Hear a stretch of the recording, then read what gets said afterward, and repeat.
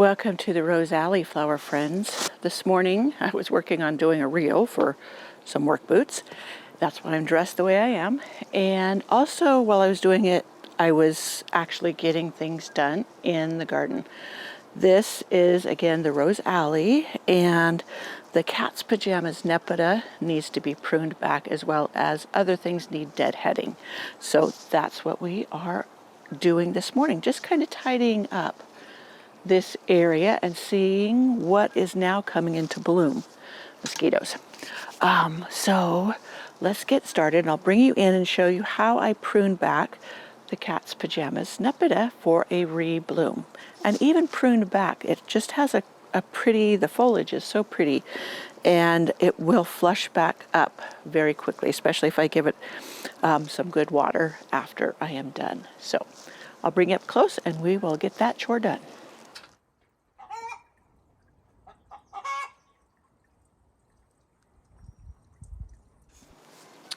So first of all, I have to bend down here and we'll get to work on this.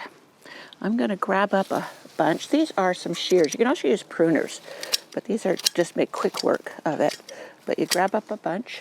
A lot of times I would just drop it to the soil, and other times I'll collect it up and put it in the compost bin.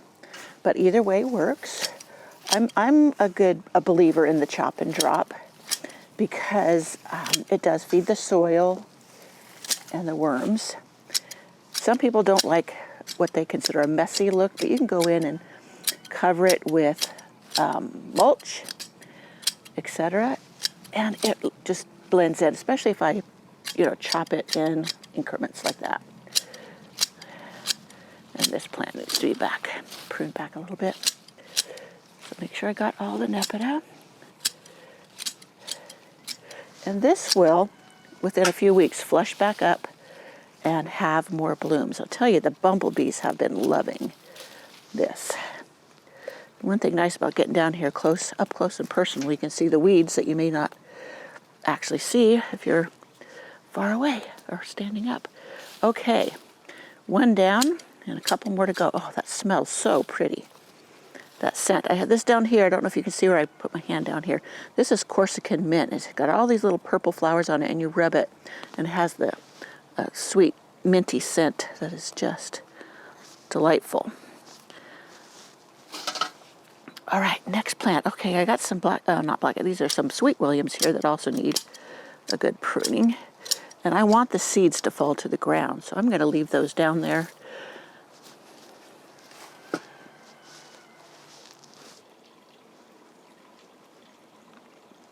Somehow I totally missed cutting back this geranium, but here's still portions of it over here.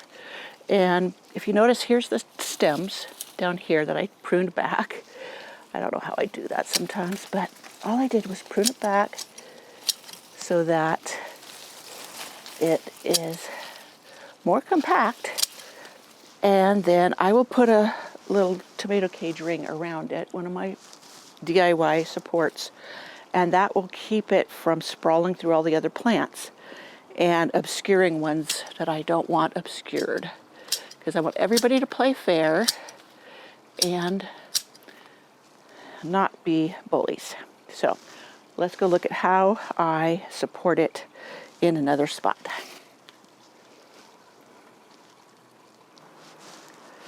Now this one right here was pruned like that one I just had done, and you see this ring. This is from one of those inexpensive tomato cages that I never use for a tomato cage because they're just not big enough. But as this fills in, this will come up through this ring and it'll support it. So rather than it sprawling all around, it will come up and be prettier and keep the blooms together more rather than just spaced out. And that'll put on a beautiful display a little bit later in the season when a lot of other things are fading.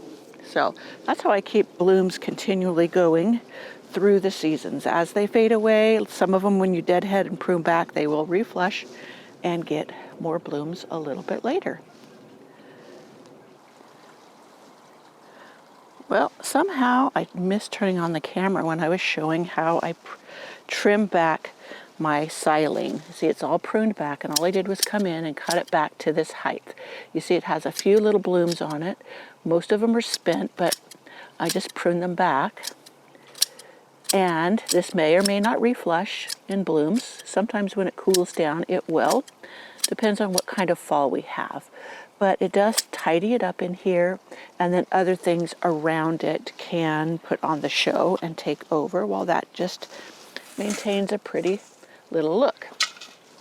Now, I was talking about this Orion geranium back here, and it is supposed to, or I had read that it did better than Roseanne hardy geranium, and I've been impressed over the years with Roseanne how much it just keeps blooming.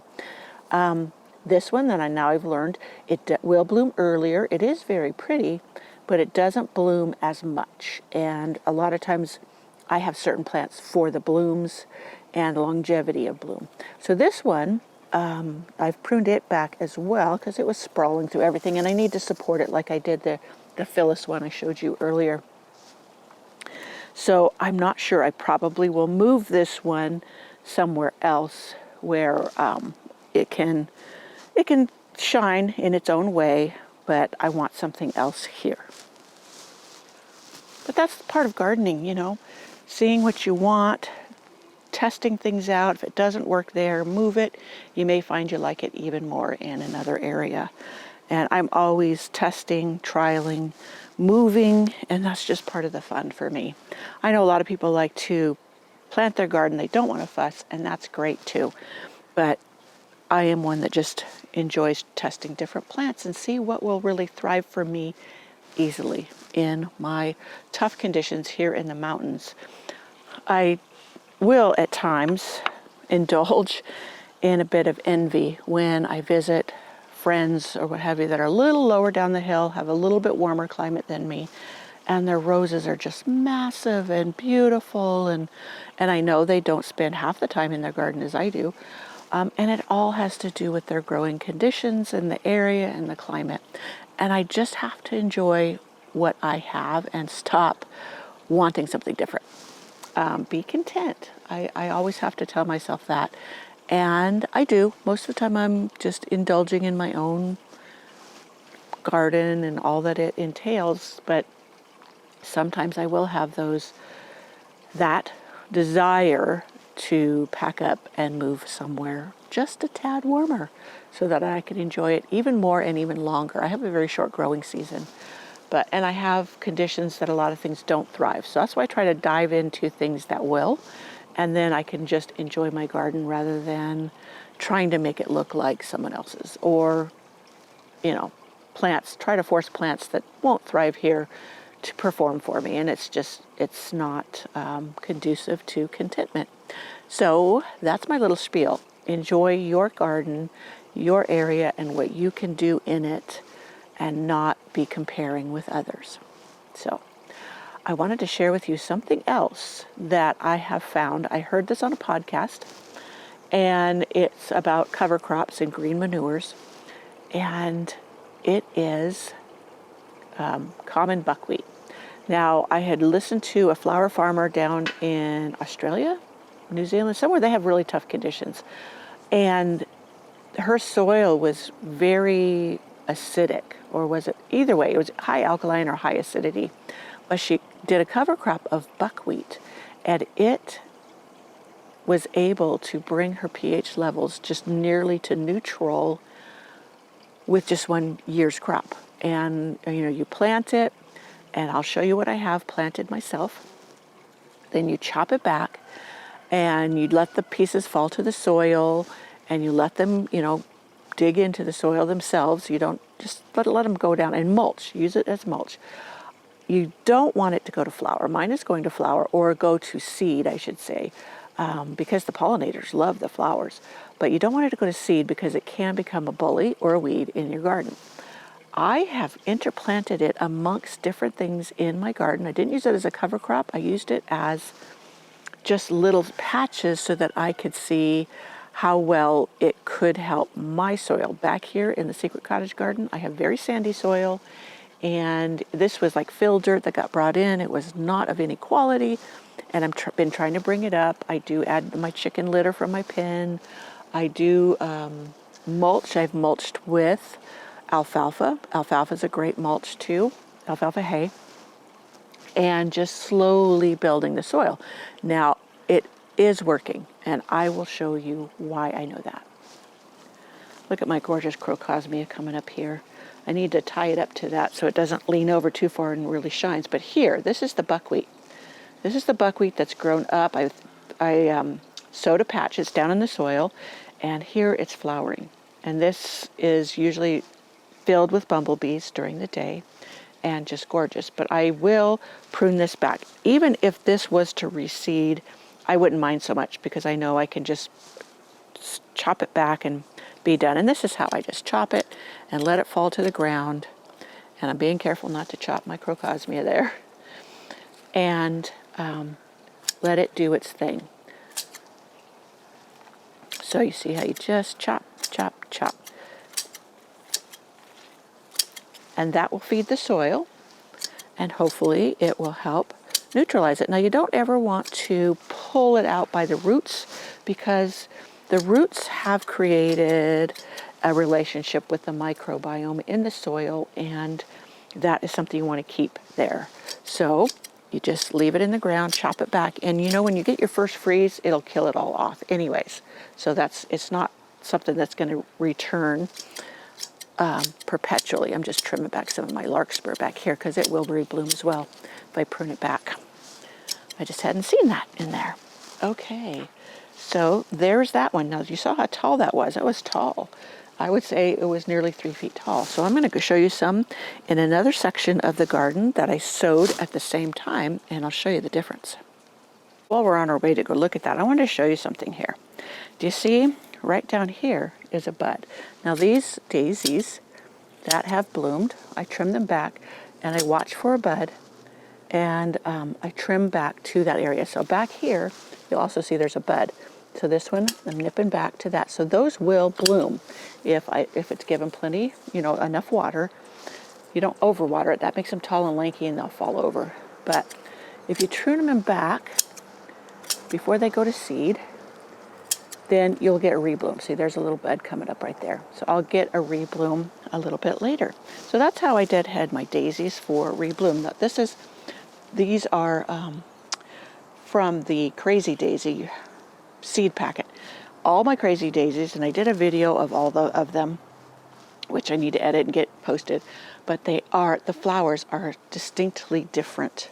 Each plant can be so different from the other, and I just love my Crazy Daisies in my garden. Can you see this patch right here? It has been pruned back once, but it has never been very tall. That was sown at the same time as those in the back. So I can, with confidence, say that this soil is struggling and needs help, and the buckwheat can only help it. So up here, I've been planting different things, but the bed is not very filled. It's not lush and gorgeous like other areas. So this is what I am working on, is the soil in here. I've got some things that volunteered that are doing beautiful. This is up in my entrance garden.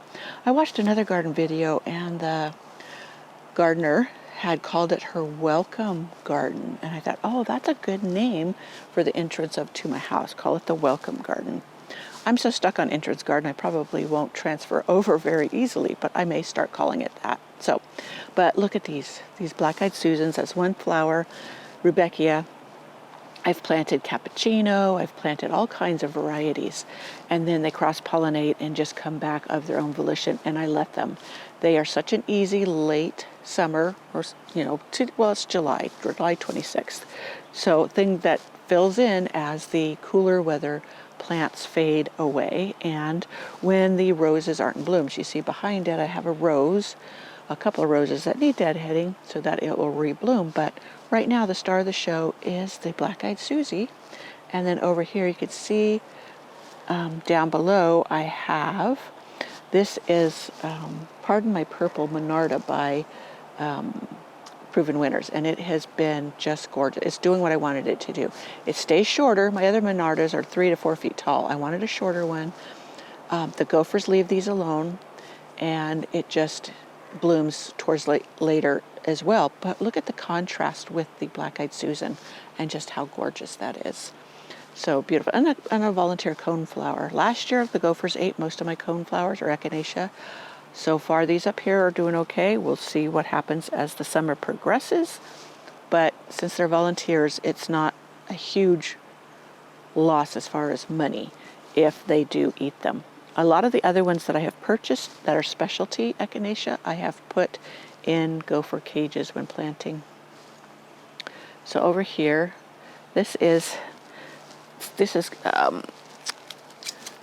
feverfew, and it needs a good chopping. So I'm just going to chop it down. I think I need to sharpen my shears now, but chop it back, and this will rebloom as well.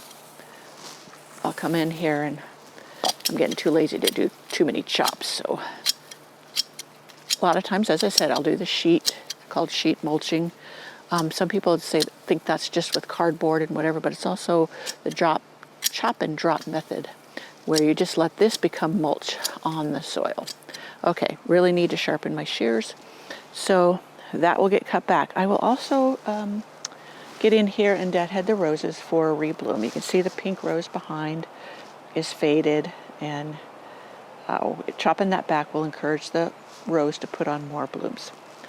So that is how I know, or how I am using buckwheat in my garden and to help treat the soil. I'll point it down again. See, this has a flower on it, so I'm just going to prune this back, let it fall to the soil, and that will work itself in there into the soil. The worms, what have you, will do it. And call it good. And I may plant more patches along in here, since I know it will treat the soil, and you could plant it with your other flowers. It fixes nitrogen into the soil, which is a major component that needs replenishing. I'm just finishing up a blog post on bloom booster fertilizers and what the additional phosphorus, what problems it can cause if you use them. So stay tuned for that. I'll probably do a video as well. Just a parting shot of this clematis climbing my arbor in my entrance garden. You see up there, I do need to deadhead my Eden rose. The sun is coming through the trees, but this dramatic display is what I wanted from the clematis when I planted it with the Eden, knowing that the Eden has pauses during its bloom. And even when they're blooming together, they are such a complement for each other. So you can even see one Eden bloom up there that's pretty and pink, shining through, and as I deadhead, more will come. So anyways, this has been one of my designs that has panned out. So many of them don't, that you really got to celebrate the ones that do. So I just thought I'd share that with you.